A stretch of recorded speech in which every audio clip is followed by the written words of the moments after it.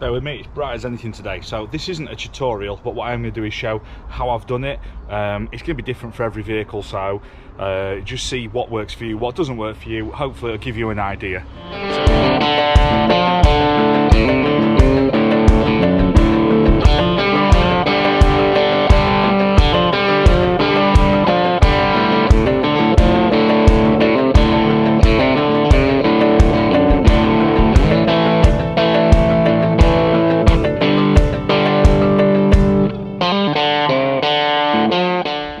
Sorry, the camera that I used to have on here was this size. It was a little buttonhole thing that looked across.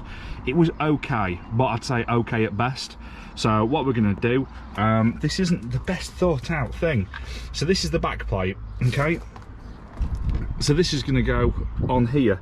I kind of think they were expecting you to do that, and then the tail come out the back and through and put a grommet in that way. But I want to cover everything up, so I'm going to put it there. The reason this isn't well thought out is to get that through there, the grommet doesn't go through. So I'm going to have to put a little slit in this grommet, push the cable through, put the grommet back on, and then fit the grommet to the bodywork. So I've done, just dropped it off, put it around the other side. It's a double skinned vehicle with insulation in the middle, so it's cut all the way through. And feed that through both skins. That's now on the inside cavity. Once that's in, you can drop that grommet in there, like so. We can then move this back plate up here. That makes a half decent seal. It's not amazing, but it works. We're then going to get, just for Lee, some tech screws, and we're going to bob them four in there. Nice sturdy thing, because it is going to get waxed by trees and things. There's no getting around it.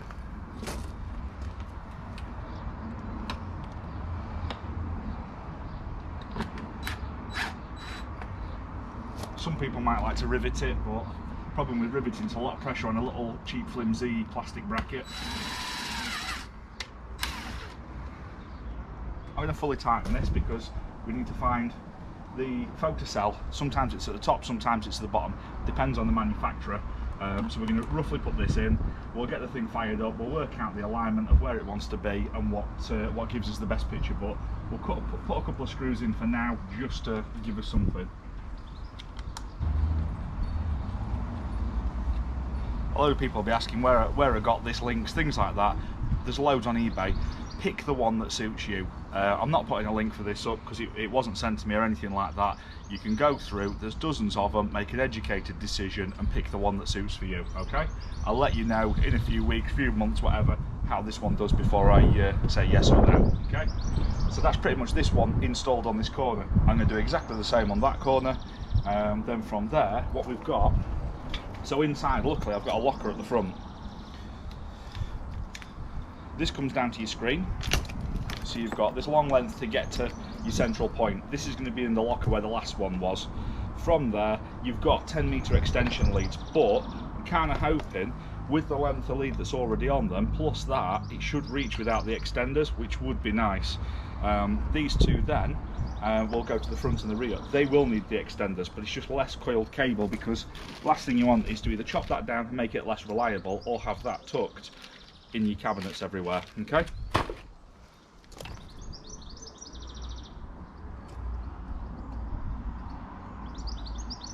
Right, so the difference is these cameras look very, very much the same. Okay, I'll just show you here. Okay, so you can see that they look almost identical. The biggest difference has been that lead there. So what you've got picture on one side, you've got power on the other side. This one here, as you can see, this is a 4-pin. So this has got your picture and your power all built into one plug. The reason this makes it easier for this kind of fitment is because everything's in one self-contained cable that you've got to run, whereas this one here, you've got a picture cable that you need to run all the way back, and then a power cable that you need to run all the way back.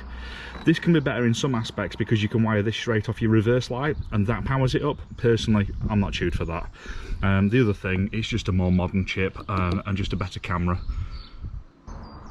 Right, so the cameras are on both sides, and we have the one on the rear now. All I've got to do is, as you can see, I'm wedging this piece of trim open here. This is going to go up and inside. There's actually a lip in here, but it's an absolute ball bag to get in, so that's going to be done by the by. What we're going to do now, I've just powered up, and what we have got, you can see I've just mounted the unit here. It's just behind my drop down bed. They're all in the wrong order. So up on channel 1, that's going to be my forward facing camera, so I can turn the IR spots on and drive in the dark. That'll be that one. Number 2, for some reason, that's supposed to be the reverse camera, but that's actually my left hand camera. Number 3, which is my right hand camera, that should be my left hand camera, and channel 4 is my reverse camera, which should be my left hand camera. So I've quickly jotted that on my hand. I'm going to swap them round, and that should be that sorted. I'll just pull that cable up a little bit as well, just to tidy it up a touch.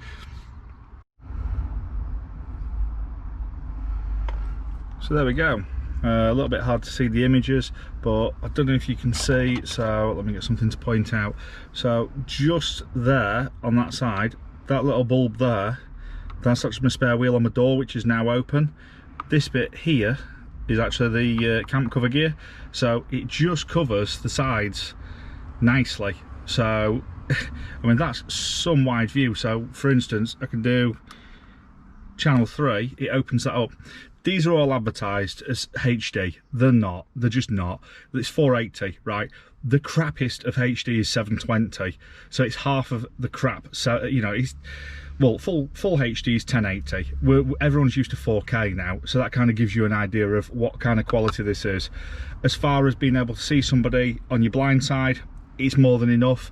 And again, it's got IR, so it does light up in the dark as well, so you don't have to have your lights on.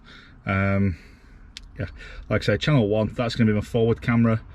Channel 2, that's my reverse camera. So I mean, you can even have it where you've got triggers, so you could have the 4 screens on. When you hit your reverse and that kicks in, you could have the trigger, so this comes up as your main screen if you want to. Personally, I don't want that. I want it as all 4 of them. 3 that side, 4 that side.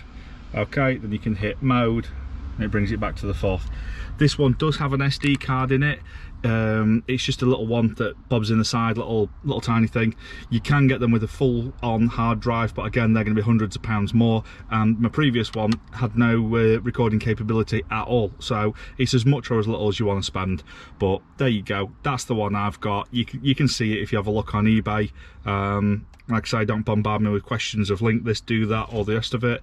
I've made the effort to make the video, so that's as far as you're going to go with it. Right, so a little bit later on in the day, obviously the main job was to get on with that. That's on now, bar the camera 1, which is going to go on the front. And what I'm doing, I'm toying with the idea of having the same as the side camera, mounting it to the wing top. I'm just putting a bigger IR flood on, just to get better night vision. But while I'm prattling about, I bought myself one of these Woody indicator things, because with the spare wheels you can't see the backlights over well, so I'm going to try that.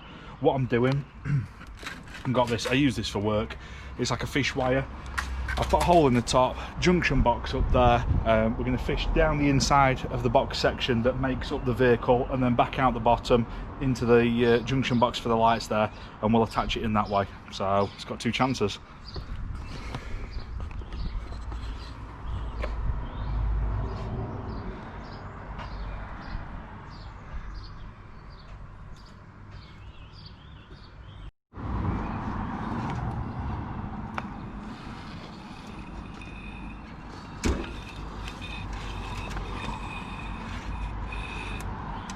There we go. I'm just going in. Lovely. Right, so there we go. Junction box in, wired down the box section into the junction box where the original wiring was ripped out because it was crap, and there's a new JB in there, and it's all wired up into that. So yeah, happy days. This is what we've got. So basically, when you're following, these lights here, they're not over obvious when you've got all this. They're not mega bright, because although they are the LED upgrade, well, they're just in a bad place. So put this up here, it's high level. If I'm towing a small trailer as well, it's one more set of lights that people can see, isn't it? So it doesn't hurt having more lights on these things, because I've broken down before under a tree, country lane. It's a camouflage landy, it's not ideal, so the more light the better. I'm going to take this light bar here off, this one, going to sack that, it's probably go somewhere on the DAF. And I've got my Ogs Beam one that used to be on the front. I'm going to put that on the back because that's got a lot of strobe and recovery settings as well. So yeah, happy days. So if any of that was any use to you, I know there's not a great deal going on with this whole COVID thing and that, but you know, there's going to be more videos to come. We've got more builds to come. We've got the trailer build that's rattling on now, just waiting for an appointment to get the metal work done on that and fully raptored, and I can fit that out. A few more jobs on this. The truck's moving now, so yeah, if you're enjoying this, like, share, subscribe down here. If not, the rest of it's in the description below. Thanks for coming along.